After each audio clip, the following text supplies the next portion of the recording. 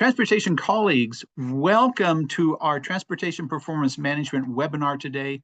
My name is Gary Van Such. I'm Director of Process Improvement at the Colorado Department of Transportation. As you can tell by the coat rack behind me, I wear many different hats, and I am also the chair for the Organizational Management Subcommittee of the Committee on Performance-Based Management for the American Association of State Highway and Transportation Officials, known as AASHTO. Our webinar today is sponsored by AASHTO and by the Federal Highway Administration, FHWA. Thank you, everyone, for participating today. We have an exciting webinar for you. Lori, next.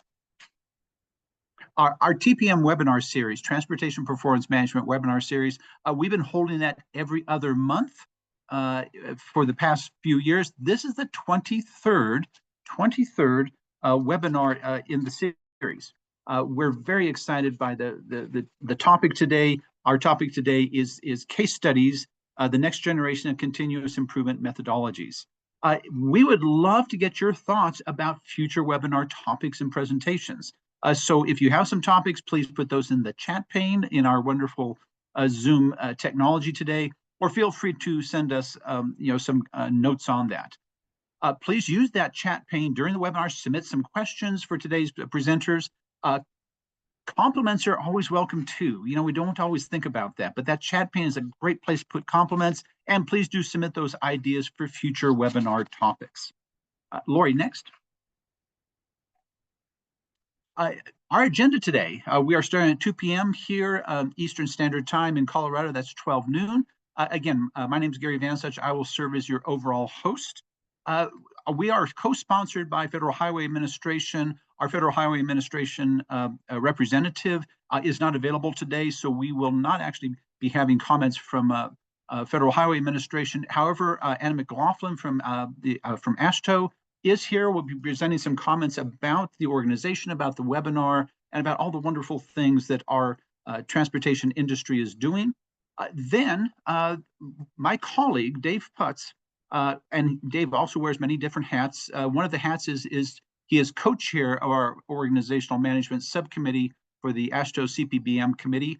We have been doing a survey, and Dave has some results about the survey of our members, some of the things you like, some of the things that perhaps you'd like to see in the future. So we're going to have Dave Putz talk about that. And then our main event is talking about the next generation continuous improvement methodologies.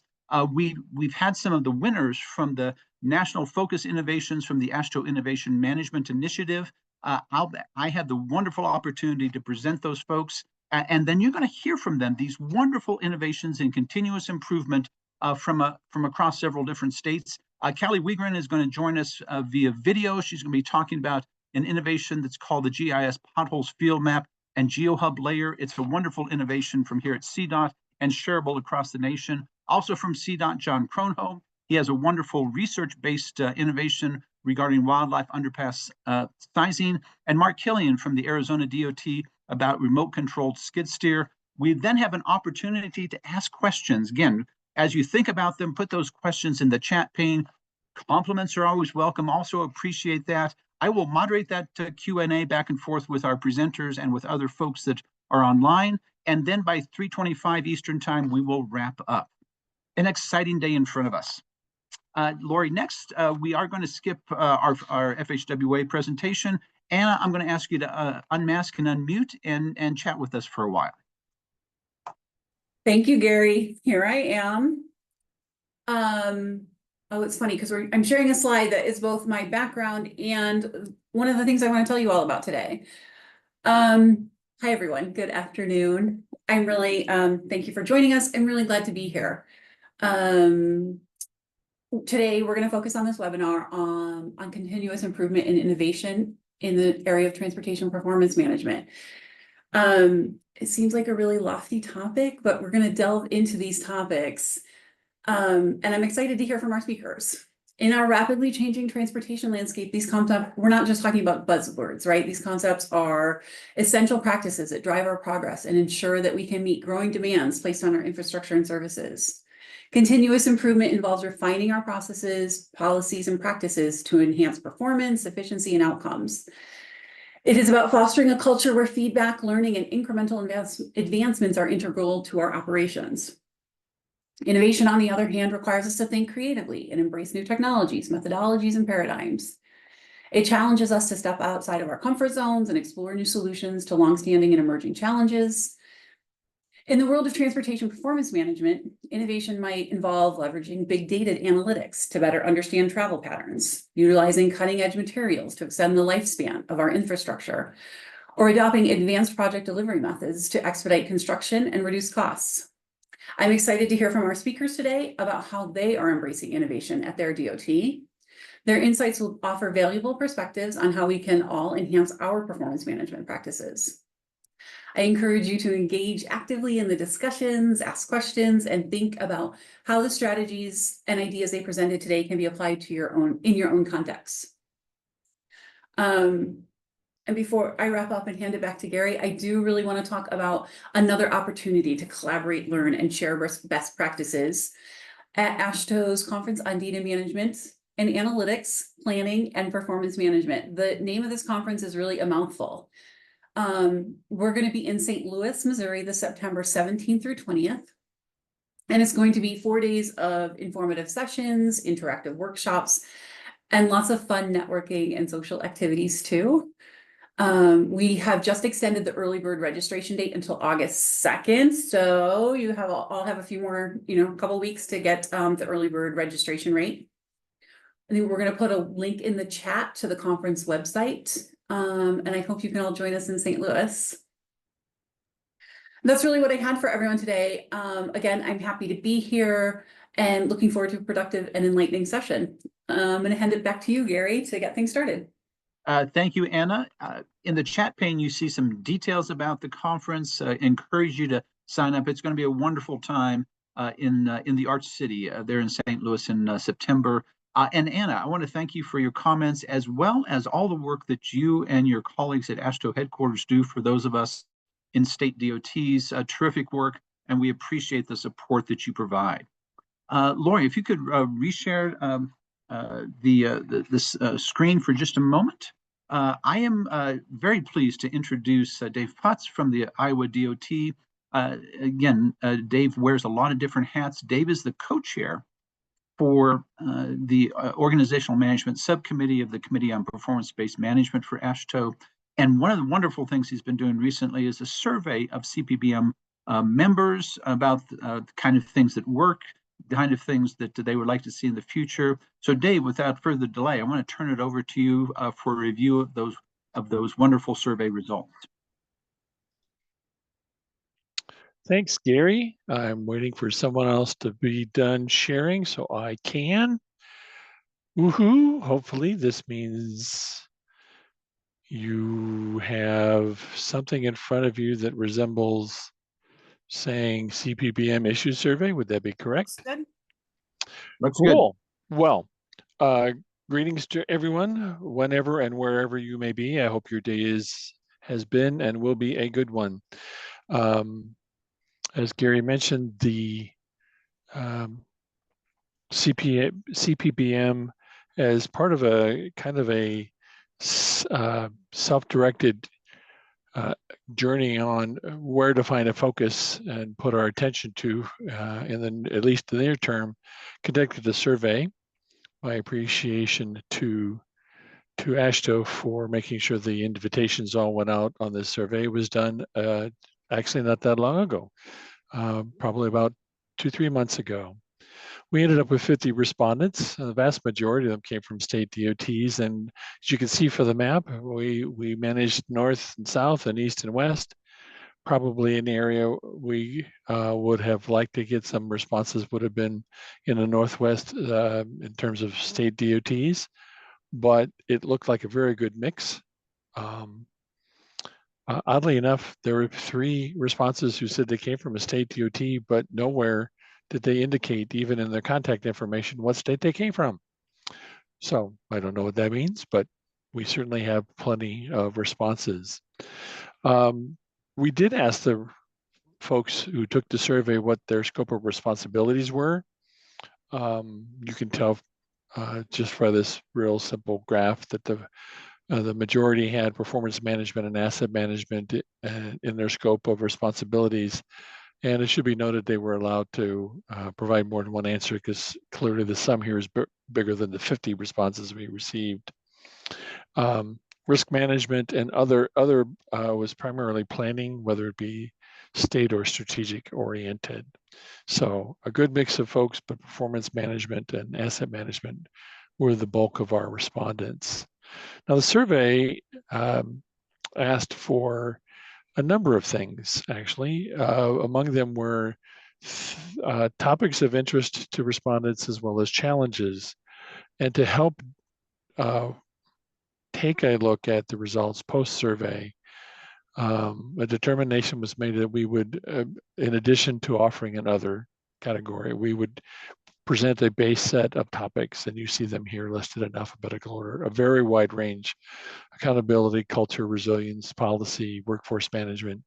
It was very broad, again, not to be unexpected given the broad range of issues and responsibilities agencies have in terms of getting work out in a quality fashion, but also the practitioners who were trying to learn how best to get their organizations through whatever headaches, crises, or challenges that they face. And the topics of interest, they're here presented in numerical order. Data management and performance measurement actually came up as the top ones. You can see a general decline there toward the bottom, right? There's a clumping, and there's another one, and then there's another one. But probably that top 6 to 8, data management, performance management, decision-making, prioritization, asset management, process management, would be one. You might see a layering or tiering here, or real close to 3.2. But it was interesting things with probably established practices like portfolio management, whether construction, organization, or program management, very much toward the bottom. Again, I don't think it's unexpected given the group of respondents. They're talking about areas and things that they need to learn and be able to do better in order to help their organizations. Here's a closer look at that, just the top 10. And again, I see that as a collection of tools or steps or processes that really can help organizations improve their performance and address some of the challenges they face. Yes, data management is at the top, and the management of performance measurement and the data collected from it, but it does range down to innovation, which includes not always staying in the same rut we are in terms of getting things done. The next portion of the survey had the same list, but we shifted from whether they were interested in it as a topic to the challenges their agency faced. We asked 3 times: what was the biggest, what was the second biggest, and what was the third biggest challenge for your organization? This is a simple stacked chart. The number of times is a simple frequency count on where an item was listed as the biggest, the second biggest, and the third. Data management and change management here, not performance measurement, but change management in terms of frequency came up most often. And then there were 4: communication, culture, alignment, and prioritization. Now that gives everything equal weight. Now, of course, we asked biggest, second, and third. So if you introduce just a very simplistic weighting, that is to give areas listed as the biggest the weight of 3, second biggest a weight of 2, and third biggest a weight of 1. The top 12 are actually listed here. Notice again, data management's up right there at the top. Change management keeps its second position. And instead of kind of a leveling, you see a very slow decline after that: prioritization, culture, alignment, workforce, knowledge management, decision-making, and so forth. Performance measurement fell quite a bit in terms of its previous notion. It's interesting, the report, a draft report's actually been sent to our committee chair and to our AASHTO rep, Anna. They just got that yesterday, so they're looking through the results. It's interesting because I think what we'll find in some of the commentary or some of the comments that are offered, that very often what was identified had a lot to do with the role they were in. Again, not totally unexpected, but we see here again, we have data, but how do we leverage it? If we're going to do something different, how do we do it well? Now, some places may address this as implementation instead of change management. Given the speed with which things come at us and the resource constraints we often face, implementation sometimes is a place that needs reinforcement. And I'll let other people who specialize in change management speak to how important having a process for change management facilitates good implementation. We did ask them why. Why were those challenges? I would bet this is pretty common across many of our agencies. There's the resource constraint. It wasn't just people, but specific skills, especially for the new methodologies and the new technology. There was a notion of organizational response, the speed with which and the kind of coordination was an aspect of that challenge. Also, this notion of implementation, being able to identify focus and carry things through to implementation, kind of an organizational functional issue for why it was a challenge. And culture. I actually think this is one of those really big ones because it's a mindset, right?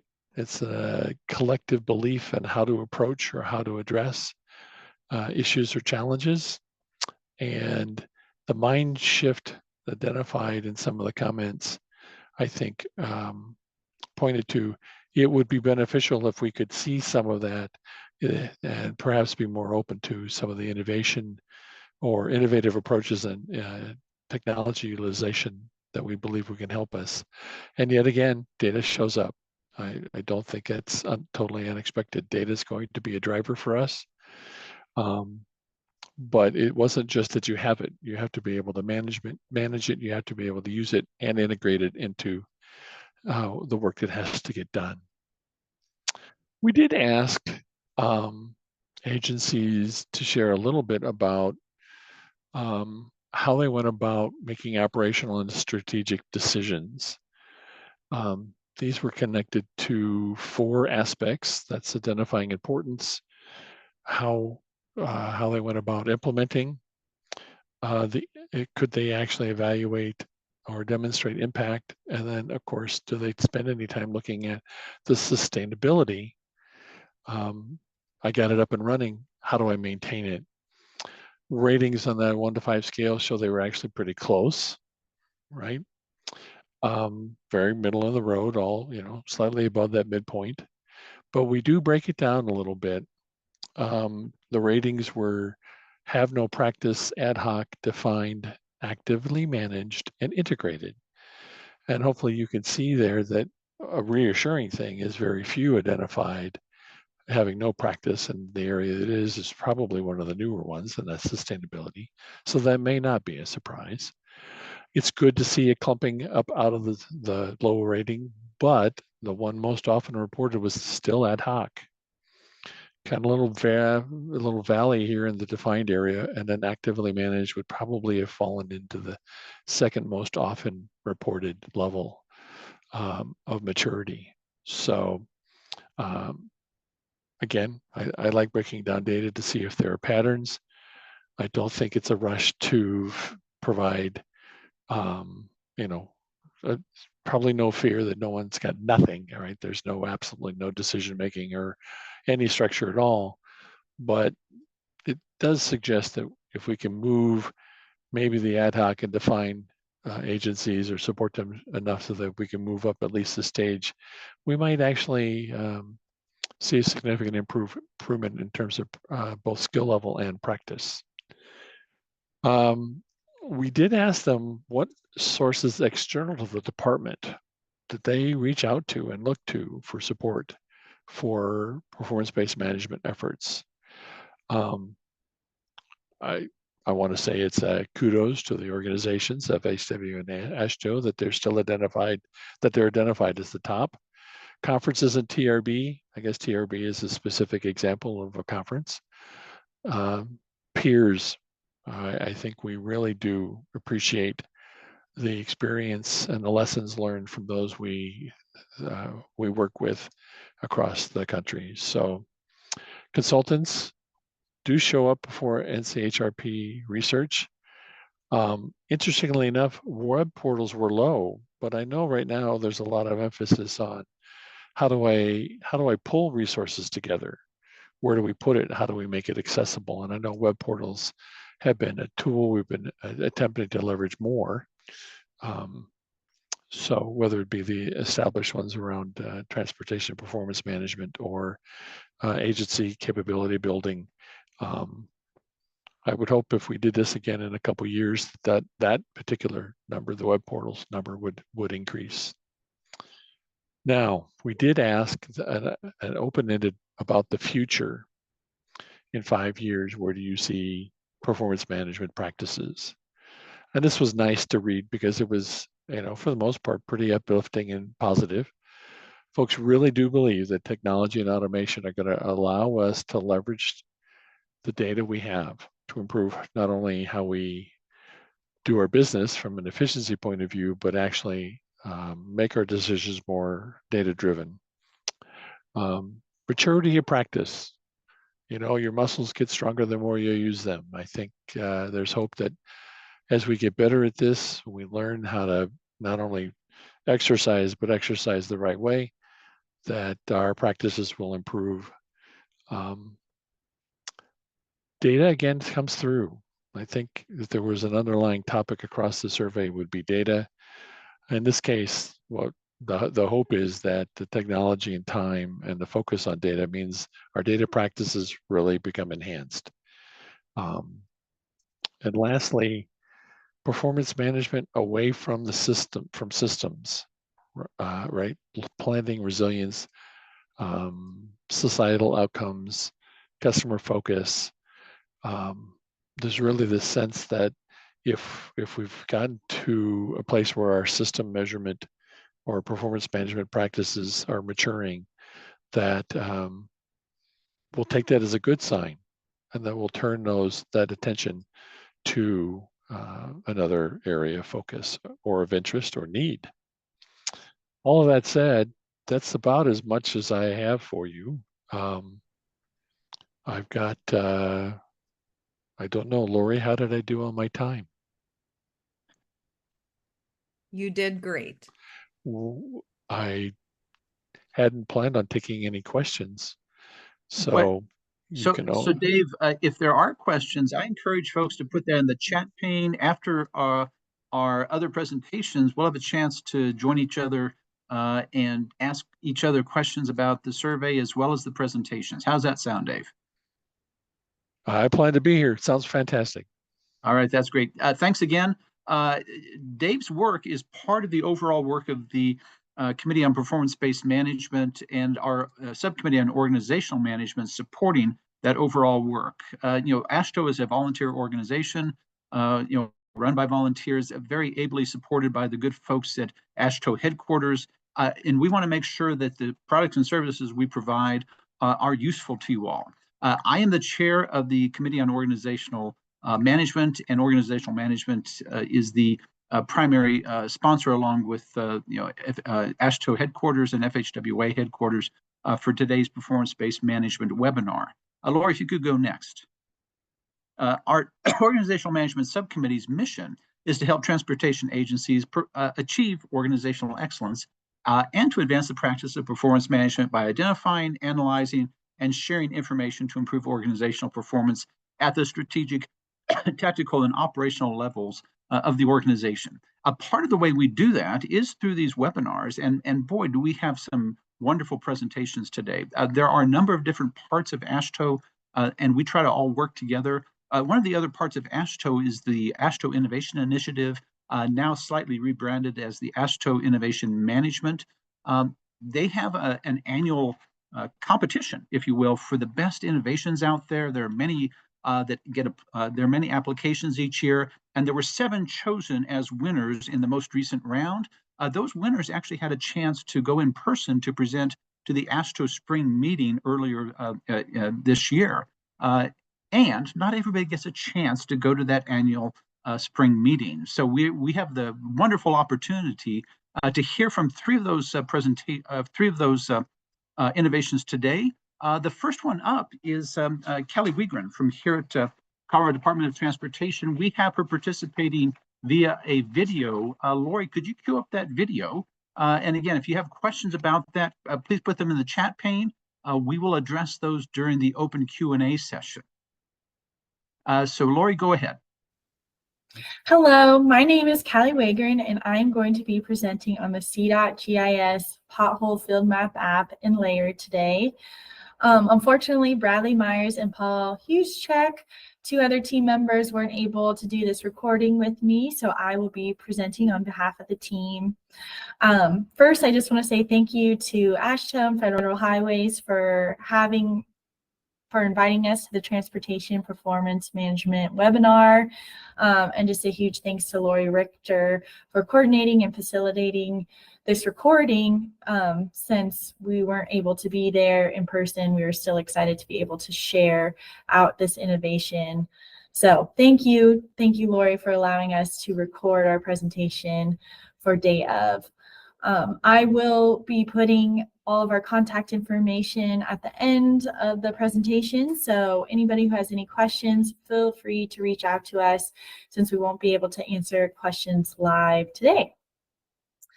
All right, so first, just a quick introduction. The GIS Pothole Field Map app in Layer was an innovation developed in the Region 4 area of the Colorado Department of Transportation. Region 4 is in the northeast corner of Colorado. And this innovation has allowed pothole data to be captured more easily and efficiently to be able to be used by maintenance, leadership, engineering. So it's been a great win for us in Region 4, and there's been a lot of benefits. So I will just jump right in here. First, just to give you a little bit of history of the pothole tracking needs, there were a couple different things that led to this innovation. First being that we had a bad winter followed by a very wet spring and summer in 2023. And this combination led to a significant rise in potholes. Anyone in Colorado, I'm sure, can attest to that. There's also a need for the data. This would be helpful for our leadership and engineers being able to talk to other local agencies or internally. Also, just having some internal accountability. Our maintenance folks at CDOT are amazing. They have 100 different roles. And so just allowing something or building something that allows them to better track these needs and help them really helps CDOT as a whole. And then the final region was just being able to bridge the gap between maintenance and engineering. Both those groups do very separate and different things, but a lot of those things overlap. And so this is one of those items with potholes and bringing those 2 teams together to, again, find some efficiencies and savings. So leadership actually came to Brad Myers, who is the lead on this project, and they tasked him with starting to track this pothole information. So he started this out as a Google form that maintenance would go out, collect pothole data, come back to the office, fill out the Google form for each one of these pothole areas. And that Google form would then inform a spreadsheet that Brad managed. This was definitely a very time-consuming process, clunky. The spreadsheet required, significant cleaning and and updates weekly. And so this was, although this was the very humble beginnings, there was definitely some need to improve this process. And so Brad actually came to me and asked if we could integrate the spreadsheet with GIS. And CDOT is really fantastic. We utilize a lot of Esri tools. And we actually have our own online GIS system, which we refer to as GeoHub. And so I was able to help out Brad. We actually took the known pothole repair areas and turned that into a layer. So we could actually see where these potholes were being repaired and fixed. And this was helpful in moving that spreadsheet and Google form forward. So it's just some benefits of GIS is that now, instead of just being on a spreadsheet, it's spatially mapped data. So anyone can see where these pothole areas are located. We can store very important information and any information that we need, such as, is it a temporary or permanent repair? What kind of material was used? Which foreman area was this? Anything like that we can add to GIS. We can also integrate this data into other maps and tools. So we can overlay the pothole layer with, for instance, we can say like our project layer. And so we can see what projects are coming down the pipe. And maybe we need to add a little bit of pothole repair to that scope of work. So just being able to overlay a GIS layer with some of our other layers was very helpful. And then maybe most importantly is it can generate reports. So the GIS you can export it to an Excel file, so a spreadsheet, shapefile, KMZ, and this makes it very easy to pass along this data to engineers or leadership. However, we were still stuck on how to capture pothole data in real time. And this is where Paul Huscheck came in. Paul is in our environmental group and he does water quality, but he also does GIS, and he has been using the Esri Field Map app. And so he actually created this Field Map app to be able to collect pothole data in real time. And this was really the game changer for this innovation. So maintenance no longer has to bring their field data back to the office to put it into a Google form. They can, right from their phone, take a picture of a pothole, fill out any information they need, and it automatically syncs back to our GIS GeoHub layer for Brad or anyone to see in real time. Some other benefits of the Field Map app is you can also do offline areas. So in Region 4, we have mountains and we have some rural areas, so cell service isn't always a guarantee, and the Field Map app allows for you to collect data offline without cell service, and then it syncs back once you are into that cell service or Wi-Fi range. We can take unlimited pictures, which is fantastic. We can add all sorts of data. Even if you don't enter data right there in the field, we can always go back and change and update data. And this syncs back to everybody to pull data in real time. So this really made the pothole tracking more efficient and streamlined, which was great. So this is when we really started getting increased visibility by a lot of folks at Region 4 paying attention to these potholes. We actually are getting some additional funding for some of these problem areas. So by tracking this in the field, we can kind of see where these bigger problem areas are or where patterns start to show up. So this has been great for informing resources, funding, personnel. It helps us with all of that planning, which is great. So Brad, once we developed the Field Map app, we actually had to roll it out. So Paul and I developed a training video and workflow, and you can see the screenshot of the workflow on the screen there. And Brad actually took that and went to each of our maintenance teams and did in-person training with everybody, just to be able to get through those first initial hiccups. One great thing about CDOT is that everyone in our maintenance has access to a cell phone and or iPad, and so everyone had access to the Field Map app in GeoHub. And so that made it really easy to integrate the technology we already had at CDOT to this new process. However, there were some difficulties in getting this rolled out. I think a lot of people were hesitant and didn't want this to be seen as a negative thing. If we're tracking all these potholes, didn't want this to be a mark against, you know, our maintenance work.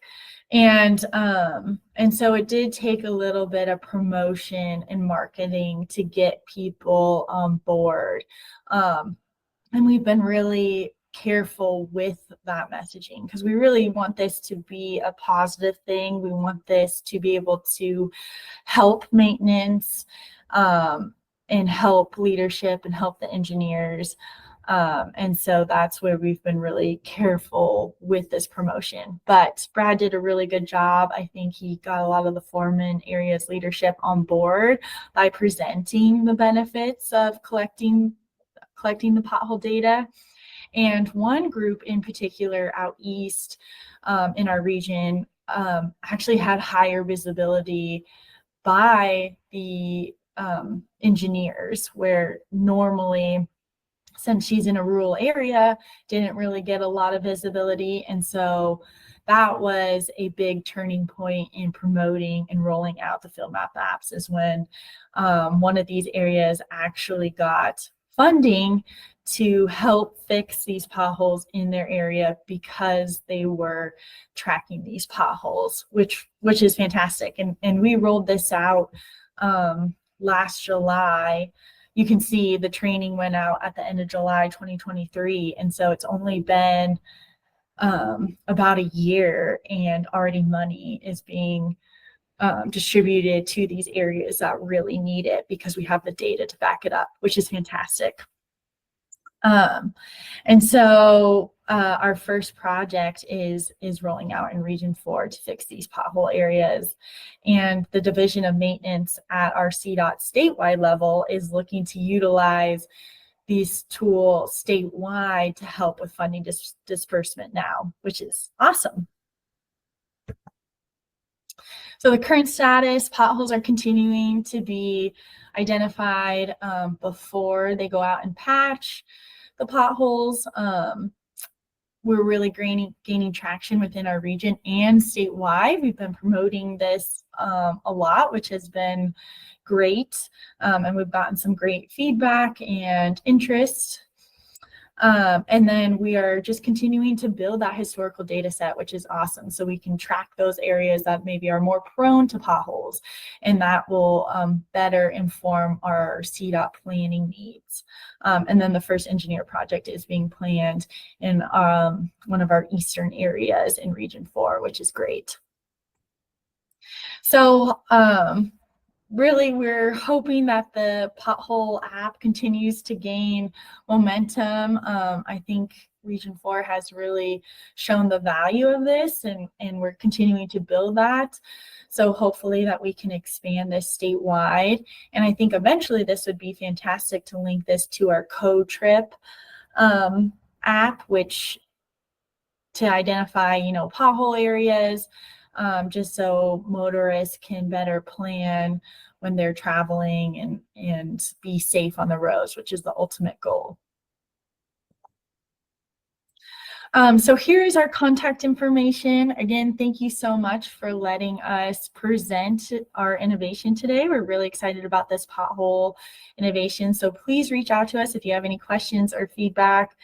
Brad Myers is the lead on the project, and then Paul Huschek is the mastermind behind the field map app. So they are fantastic resources, and then I can also help with any questions as well. And before we go, I can show you the pothole layer live since I'm recording this. And so here is the pothole layers information. This black outline is region 4. And if we zoom in on this pothole, we can see all the information when this pothole was taken. It looks like this one was actually scheduled to be fixed already. It's a temporary patch, and we can see the photo right away and see the issue out here. So just a quick little demo live to show you how the tool is working. Here's some more. Looks like there's a lot of problems down here on 36. And so these have all been tracked. So we can continue to put resources towards these areas. So there's a quick little demo. Well, thank you so much for having us. Really appreciate it.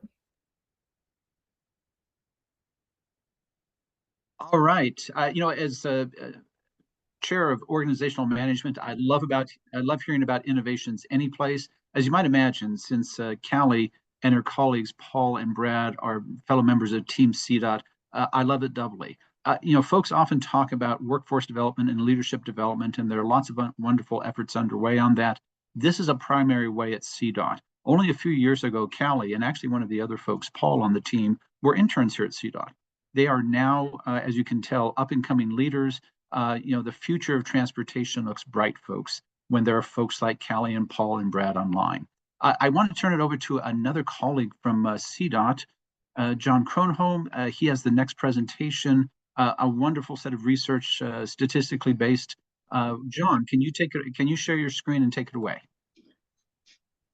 Thanks, Gary.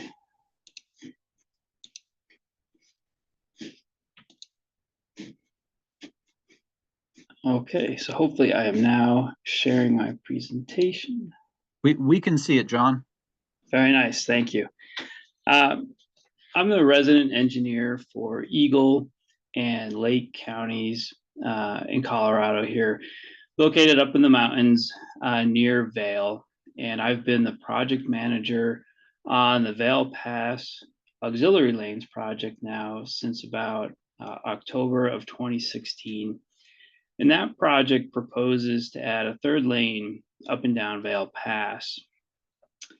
And as part of the environmental assessment, our mitigation for the increased barrier that this third lane would add was to have a couple of large wildlife underpasses.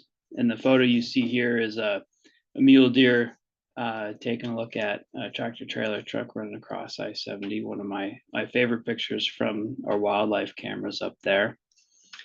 And as part of the EA, we had a stakeholder group focused on the wildlife mitigation, and the size of the wildlife underpasses came up a lot during the meetings. And I was intrigued with the sizing of them, and I did a lot of research on my own just to see what data I could come up with, and the best that Google had to offer me at the time anyway. And the guidance wasn't so specific, but they varied from author to author. But they did all generally agree that, hey, the shorter and wider your wildlife underpass, the better off that it would be.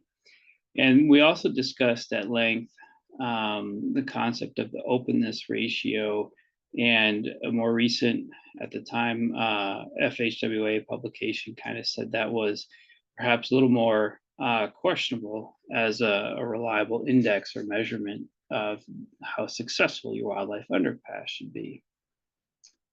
One of the authors studied a local wildlife underpass just outside the town of Vail, and a milepost 171. And this has been there for a long time, since about 1969. And he reported a success rate of about 61%. So I went out with wildlife cameras as well, and to see if I could measure the success rates out here. And I came up with a success rate of about 58 to 62% effective. And so this wildlife underpass is about 100 feet long, and it's in a 10 by box. So this gave me the idea of some variables. And so the variables for a potential equation being success rate versus just the physical dimensions of the underpass. And this success rate has to do with wildlife that approach the wildlife underpass and then make a decision to use the wildlife underpass or not. If they don't, then they're repelled. So it doesn't have anything to do with, do you have your wildlife underpass in the right location? So this data combined with the same data from the other studies that I could find for success rates, I started putting them together into a spreadsheet, came up with a regression equation, and came up with a hypothesis that I could predict success rates of wildlife underpasses by the variables of length, width, and height alone. I applied through the state's Applied Innovation and Research branch, and I got a $50,000 grant to have an expert study this hypothesis here. And here on the screen, we just have some of the data, and you can see that overwhelmingly the data that was collected were for deer. Second would be elk. And then curious that the average success rate of all these wildlife underpasses was about 65%, as reported by each individual author. And a copy of this study here is located on CDOT's webpage. So indeed, at the completion of this study, the hypothesis was proven that we could use regression modeling to inform on sizes of wildlife underpasses. The modeling was valid for length, width, and height of an underpass, and that we could predict the success rates. This is one of the models here. This is model 4, and this was for mule deer using wildlife underpass. And we can see here in the equation down at the bottom that length and width were the predominant variables, and that the height actually dropped out of the equation as a variable that wasn't as influential in the outcome. And we had a discussion, this isn't in the report, but we had a discussion about that. And the height dropped out, we believe, because many of the wildlife underpasses were like a prefabricated concrete arch or a prefabricated corrugated metal pipe arch, where the ratio of the height to the width is already predetermined. So making that variable, the height, a little less important. One of the things that the research study also looked to find out was, or to evaluate, was a point of diminishing returns. And the results for that model 5, were inconclusive. However, as an engineer and managing this project on Val Pass, the way I looked at the diminishing returns was that when the wildlife underpass is a little smaller, say you make an incremental change from 10 foot to 20 foot, you can see like a 7 or 8% increase in your success rate. And if you go from say 20 foot to 30 foot, another 5 to 6% increase. But as you got larger and larger with the wildlife underpasses, the money you invest to make them larger, you got a smaller return on your investment. So if you went from say 50 to 60 foot wide, your return on investment was only maybe 1 or 2%. And as a project manager with a budget on a project, at what point do you stop an investment in your wildlife underpass and say, well, we've met the success rate because the continued investment doesn't give us a large return on that. So we used as the Vale Pass Auxiliary Lanes project, we did receive an infra grant, and we've started construction on that. And at the time, I wanted to use this model, and I was hoping the model would come around before we started design on our wildlife underpasses. And just the timing didn't quite work out. So the wildlife underpasses had been sized and coordinated through our stakeholder group through the design process. And when the model came out, we did take a look at the wildlife underpasses, and we were able to reevaluate the size on one of the passages for mule deer. And using this study and some other variables, we fine-tuned the size of that underpass, and we were able to save the project about $1.7 million. So the total value of that wildlife underpass to the project is about $10.4 million. So we were able to take that model and then apply it for a real world practical application and for its original intent. And thank you, Gary. I appreciate everybody's time today. All right, John, I've heard your presentation a few different times. I love it every time I hear it. It's such a wonderful use of taxpayer money to enhance wildlife, help improve safety. I just love it. We are very fortunate to have a third presentation also from the Arizona Department of Transportation. Again, one of the 7 presentations that was made during the AASHTO spring meeting, and we're bringing it to you here today. So I'm going to ask Mark Kilian to unmask and unmute and share his presentation. Mark, take it away.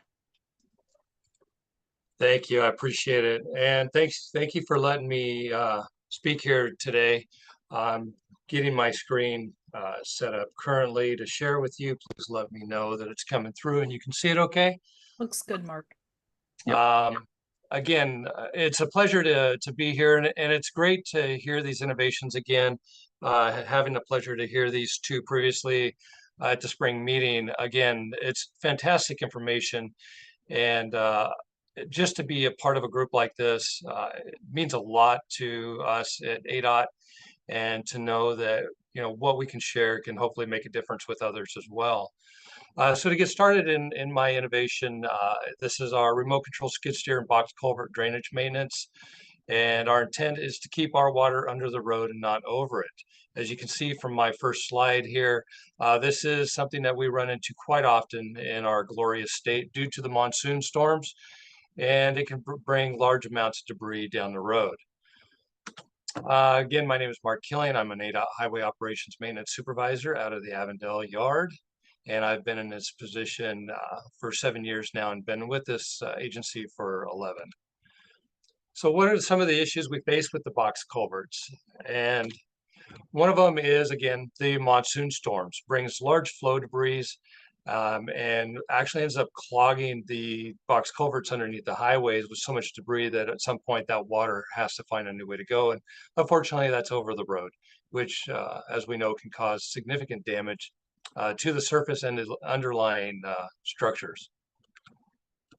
We also have box culverts that just go on for years that don't get much cleaning because of just the inhibitive forms of cleaning that are available to us up to this point.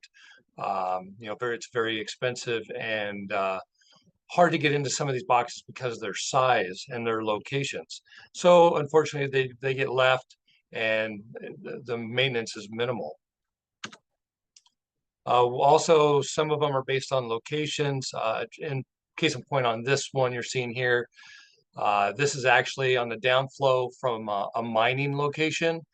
And unfortunately, whenever it rains, it brings a lot of the mining small dust down.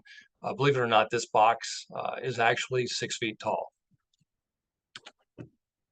And in our urban areas, we have the unfortunate examples of some homelessness encampments that end up in some of our box culverts. Once these people are assisted and placed in given help and put in relocation areas, we do still have to provide cleanup, and they can sometimes be a very dangerous situation for us to go into. So many different variables of the situations we face when it comes to clearing our box culverts. Historical cleaning options, we would use, in some cases on the larger box culverts, we could use, a small skid steer. But as you see with the bullet points added, we run into many situational safety hazards, and for those to be addressed and to accomplish this job can be very time consuming. But regardless of the training and the aspects we go through to get this done, it is still a very dangerous situation to put anybody in when you go into a confined space. So safety is a primary concern for us, and I needed to find a better way to go forward. One of the primary operations that we would use to clean these box culverts were hydrovac trucks. Unfortunately, it's a very expensive process and a very slow process, and it does consume a large amount of water. And we have so many box culverts in the state of Arizona, the amount of water needed, and based at the restrictions that are on the Colorado River, I think using the amount of water, we needed to get away from that. We needed to find another process to not use the amount of water and also not spend the amount of money we needed to maintain our box culverts, not just in an emergency format, but even on a regular maintenance program.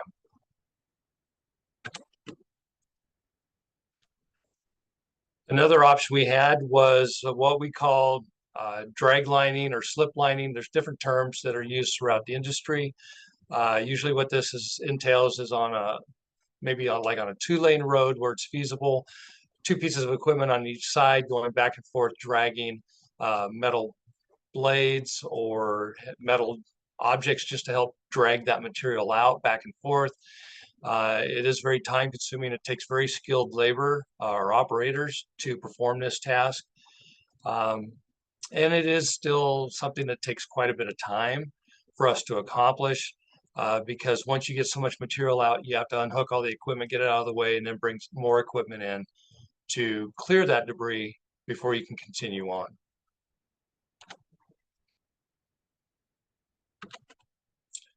Another option, and I have seen this done, believe it or not, is by hand with shovels. And you can see by the comments there on the right of the screen, that is what we hear from some of the employees when we tell them what work has to be done. So this really set up my thinking when I came into the agency of, we can't continue on this path due to the lack of the maintenance program and due to the safety issues that we were facing and the cost inhibitive moving forward. It just didn't meet our budget. So it really limited us on what we could get done. So we needed an answer, and after many years of searching, we found the answer, which was a low profile skid steer. And with this piece of equipment, you can see on the right there, our lift capacity was 2,000 pounds. Our max travel speed is 9.2 miles an hour when in high range. Operating weight was just under 5,000 pounds, which really makes it great for delivery to the site and actually placing it in the site, even if it has to be lowered into a location. Most of our heavy track hose can lift this and set it down into place.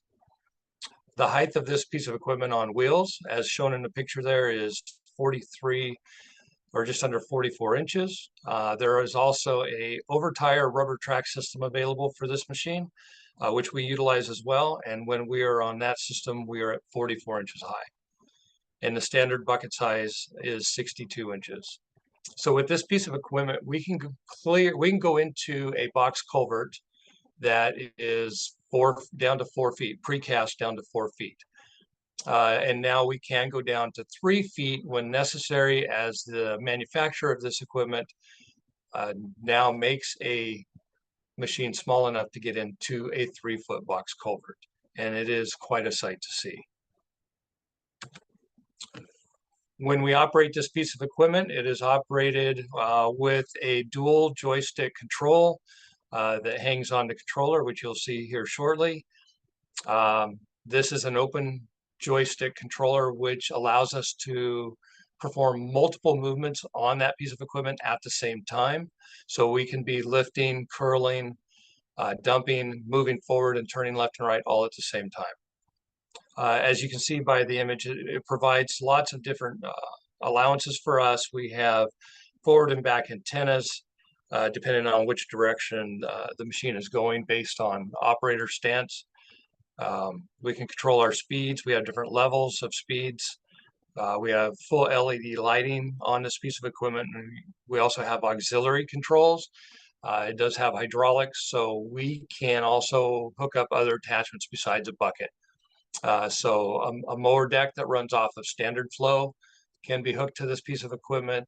Grapplers, landscape brakes, items such as that will hook up to this under standard flow hydraulics. And it works out very well, especially if you're working in an area that does not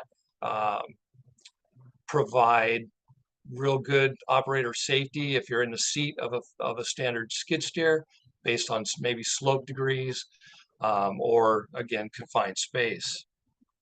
We also have a monitor that's mounted on here, which is gives us full view, both forward and rear facing cameras. Because we are using these in confined space, we need to see both when we are entering the boxes and when we're exiting the boxes. So next, let me show you this thing in work.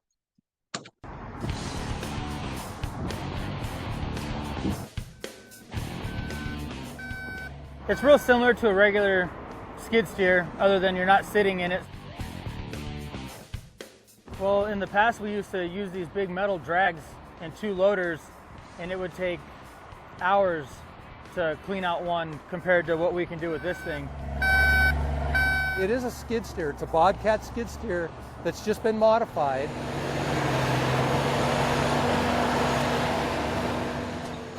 So this is a 62-inch bucket, holds about a cubic yard of material.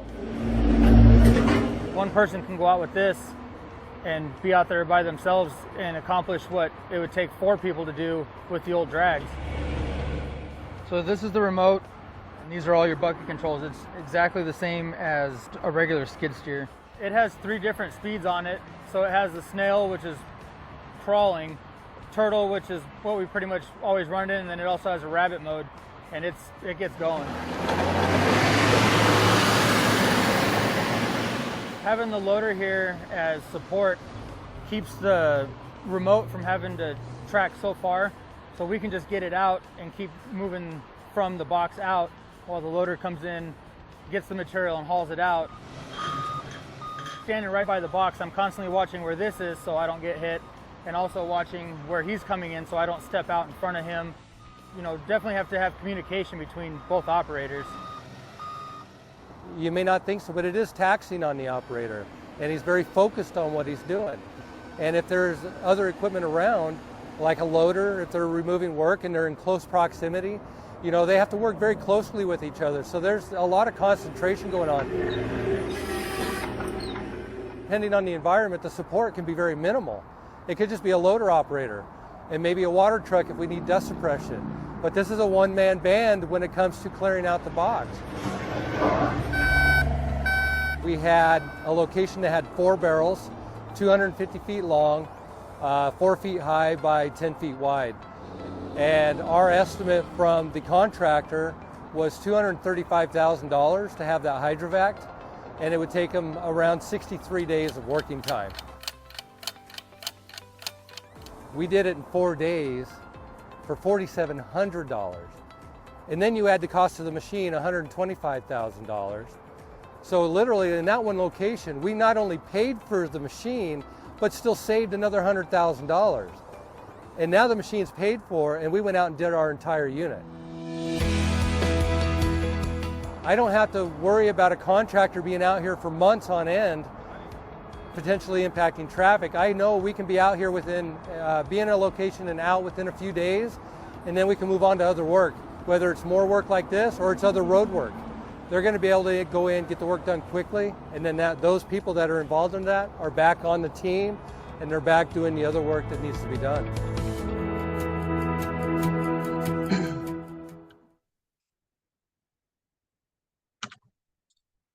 So you have to forgive me. I get very excited when I see that video, and I get to see this piece of equipment work continuously. And it's just an amazing piece of equipment and what we're able to accomplish. I wanted to show you a few before and afters. Again, this was from our cover slide. This location was actually down in St. David, Arizona, shortly after a monsoon storm. And you can see what we did afterwards. And again, because we knew more storms were coming, we needed to make sure we could allow water to flow very quickly. So the loader actually came in and cleared that front apron where the concrete is. That way we could access the boxes easily. And then we went in and emptied all those boxes, and that was done, I believe, in about 3 days, and turned out very well. Again, another picture I showed earlier, the before and after. Here's another location that we did. This was actually the location that was mentioned in the video. We had already cleaned it after the first primary cleaning. This was after another storm, and it had already brought in another about 8 inches or to 12 inches of material, and they went in and cleaned that again. And that was done within about a day and a half of a reclean. Again, another location that was fully buried after a storm. The access point was cleared with heavy equipment so we could access the box, and then within a day we had that box cleared out. Here's another location. This one is more of a maintenance cleaning, one location that just did not have the level of debris as others, and again went in, got it taken care of and cleaned. And you'll notice from these pictures, especially any of these on the inside, not only are we cleaning these boxes and getting this material out so water can now flow properly underneath the roadways, but it also gives us a chance to fully inspect these boxes. We talked about not having to go into the box to clean them, but this also helps when it comes to the inspections. So now inspectors don't need to walk through here, and even my maintenance teams don't need to walk through here and look for major issues when we can see them with the cameras that we have in place. And then if we do find anything of significance, at that point, that's when we work with the bridge engineering group, and we set up a program in place to get them in there and do a full inspection on anything significant. But very exciting to see where we go with this piece of equipment. But the biggest thing is the safety benefits. Again, number one is nobody has to go in the box anymore. That was just the biggest impact. Whether you're in on foot or whether you're in on a piece of equipment, it was just such a danger, and knowing that we can eliminate that was huge for us. Noise level, because we're not inside, no respiratory equipment needed, no potential life-saving situations, and limited physical labor. Again, as mentioned in the video, it is still taxing on the person doing the operation of the equipment because of the focus involved, but no real physical labor to where you're exerting yourself physically. Just giving you an example of the area I was in, this is the unit that I manage right now, the western part of rural Metro Phoenix. And the blue squares you see represent all of my box culverts. And I have 100 of those locations. The one that's in the star is the one that was mentioned in the video. And that was the one that we had the quote on for $235,000 and 63 days. We removed 740 cubic yards of material in 4 days with a total cost to the state of Arizona of $4,700. And that wasn't just for that piece of equipment, it was also for our support equipment, because as he brought the dirt out, a loader took the material, stockpiled it, and then we had trucks come in and load up and remove it to a centralized location where we stockpiled it there. And then it gets screened and tested for any hard metals or any contamination, and then can be repurposed after that when it passes inspection. That leads to a whole nother innovation for another day. But now, when I mentioned in the video that we did our whole unit, so in 114 working days, we did all of our locations. We actually cleaned every box within 100 working days, every box culvert. And we also did emergency situations throughout the state during this time as well.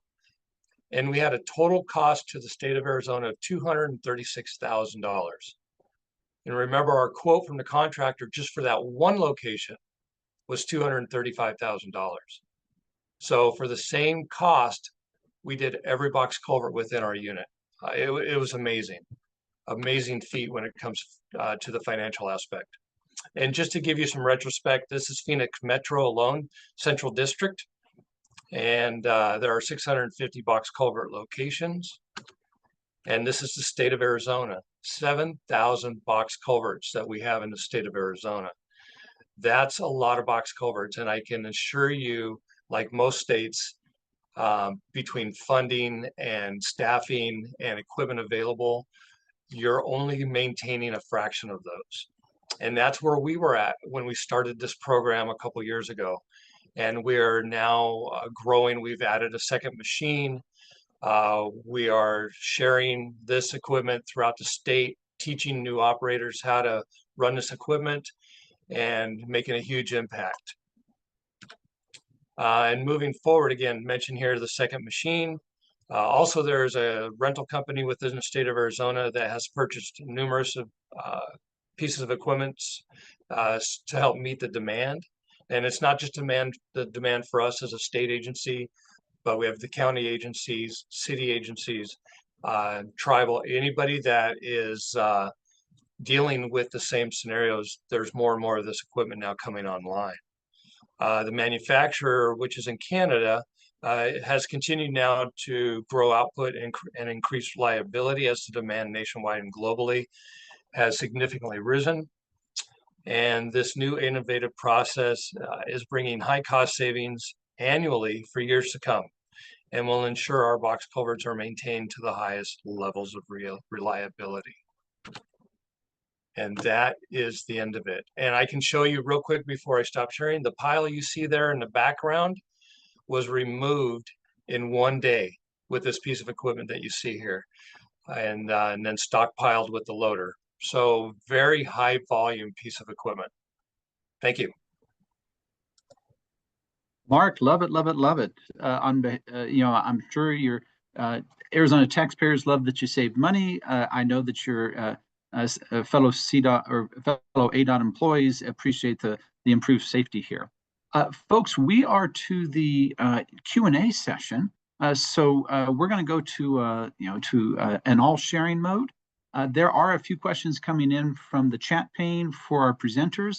I'm going to read them off. Add additional questions. We have about 10 minutes here for questions. For John Kronholm from John Andrews, and appreciate the question, John Andrews. He asks, how does interior surface, color, texture, and shape affect the performance of wildlife underpasses? Do you want to handle that one? Yeah, thanks, Gary. During the research that I performed, I didn't come across any particular study that looked at, what type of material is best for wildlife concerning like the roof or the ceiling of the underpass or the sides of the underpass. And as you could see in even that 10 by 10 box that I had studied, that it's covered with graffiti. It has utilities running across the top of it. It's concrete. The floor is half dirt. It's got some wooden stays going across it. And then it's half concrete as well. So it's a mix. And so it's nothing special, and no one paid any attention to that. What I have come across and what we did as an application on Bell Pass was to have the ground surface for the larger wildlife underpasses is dirt. And we have 4 small to medium wildlife underpasses, which vary from 4 foot to about it's like an 8 foot kind of elliptical arch corrugated metal pipe. But we did make the bottom surfaces of those be dirt. And that thought was that that is more wildlife friendly and does help attract the wildlife. In the study and the statistics itself, there was several different types of wildlife underpasses, and they were all mixed together. If I had more data and more funding, I'd love to, and I think we need more data to separate those apart. So you do have corrugated metal pipes and concrete arches, and then you have bridges used as wildlife underpasses. And then you also have what the wildlife community calls like an atrium in between the wildlife underpass. So if you have an interstate with a really wide median, you may have two separate, say, corrugated metal pipes separating those. And I think it would be fascinating to break out if there's additional data and take a look at those different types individually and see which might be the best fit. John, that's great. Another turn of the improvement cycle. Appreciate that. All right. Also from John Andrews, a question for Mark from ADOT. John Andrews says, great step forward. Have you considered continuous mining equipment as another possible approach? Mark, I was wondering if you could Yeah, and to be honest with you, that's really where I started looking when we found the manufacturer for this piece of equipment, because I wasn't finding anything in the modern equipment community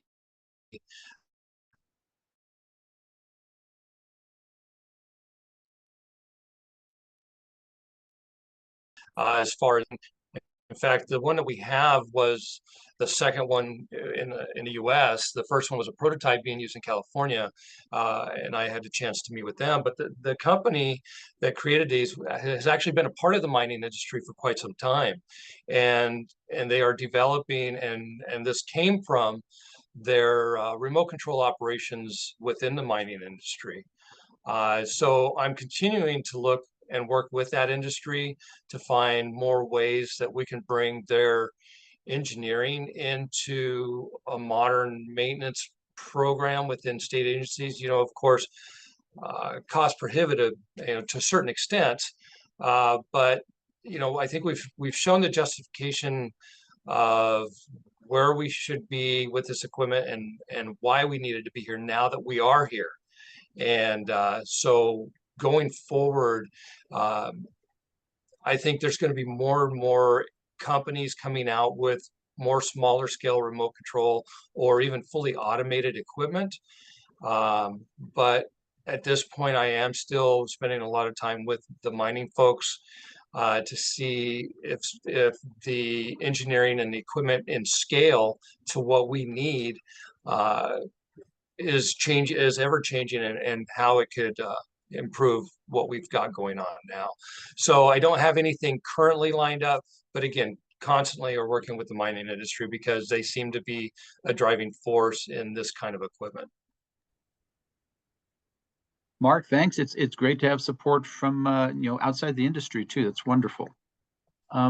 There's a general question from Larry Red. I'm not sure that Larry's still online, but I do want to read it out. I've got a few things on it, and if you want to unmute, glad to have you on that too. And for the chat panel, I'm curious as to why there's not more discussion in the community regarding the need to, quote, discover, unquote, and manage unknown unknowns, anticipate unintended consequences of strategies and plans, and deal with deep concerns in general when it comes to long-range planning and risk management. Is it because there is a belief that a, quote, discovery, unquote, process cannot be systematic and effective?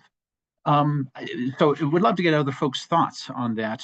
From here at CDOT, we've got 3,000 or 3,200 people that work for Team CDOT, 200 different staff locations, very often around the clock operation, particularly in the winter when you just never know where the snow is going to fall and where we have issues. So I think we actually do try to enable and empower frontline folks to deal with those unknown unknowns. We have standard training and we have some standard protocol, but we realize that the real issues are being handled by those 3,200 people at 200 different staff locations. So I think we're handling that, but there may be a different nuance or context that I'm missing from Larry on that. And you heard from a number of folks that are innovating.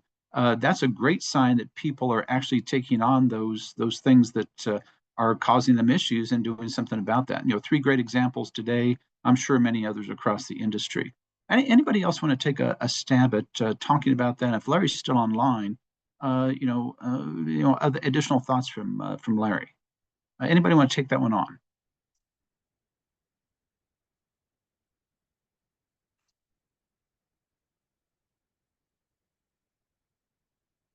All right, while you're thinking about that, if there are other questions, put them in the chat pane, or do feel free to unmute, put them in the chat pane. We will read them off for our presenters, John and Mark, who presented on some of the innovations. We'll certainly queue up things for Kalli and her team, since they had to record and couldn't be here. Dave Putz is also online to talk about nuances of the survey that he discussed. Any other questions, thoughts, folks?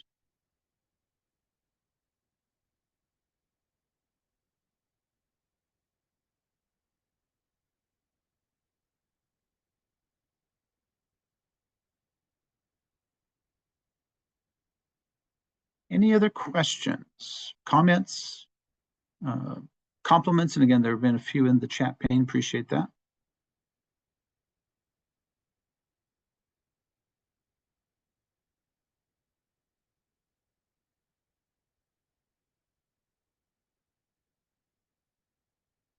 It sounds like we may have gone through all the questions and comments, so that's great. Lori, if you could pull up that very last slide.